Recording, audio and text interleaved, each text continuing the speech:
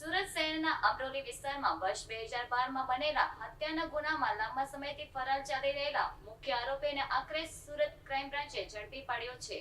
14 વર્ષથી કાયદાની પકડથી દૂર રહેલા આરોપીઓને બિહારથી ઝડપી પાડીને સુરત લાવવામાં આવ્યો છે। સુરત ક્રાઇમ બ્રાન્ચને મોટી સફળતા હાથ લાગી છે। અમરોલી વિસ્તારમાં વર્ષ 2012માં થયેલા હત્યાના ગુનામાં છેલ્લા 14 વર્ષથી ફરાર ચાલી રહેલા મુખ્ય આરોપીને બિહારથી ઝડપી પાડવામાં આવ્યો છે। આ કેસમાં આરોપીની શોધખોળ લાંબા સમયથી ચાલી રહી હતી। દરમિયાન ક્રાઇમ બ્રાન્ચને બાતમી મળી હતી કે આરોપી બિહાર ખાતે પોતાની ઓળખ છુપાવીને રહે છે, જેના આધારે ટીમે ટેકનિકલ સર્વેલન્સ અને માનવ સૂત્રોની મદદથી તપાસ આગળ ધપાવી હતી। આયોજનબદ્ધ રીતે કાર્યવાહી કરીને આરોપીને ઝડપી લેવામાં આવ્યો હતો। તપાસમાં સામે આવ્યું છે કે આરોપી લાંબા સમયથી અલગ અલગ સ્થળોએ રહી કાયદાની પકડથી બચવાનો પ્રયાસ કરતો હતો। ધરપકડ બાદ આરોપીને સુરત લાવવામાં આવ્યો હતો।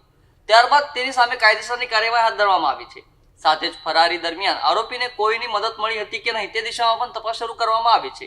લાંબા સમય બાદ આરોપીની ધરપકડ થતા કેસમાં વધુ મહત્વપૂર્ણ વિગતો બહાર આવવાની શક્યતા વ્યક્ત કરવામાં આવી રહી છે। હાલ પોલીસ દ્વારા આરોપીની સઘન પૂછપરછ ચાલુ છે।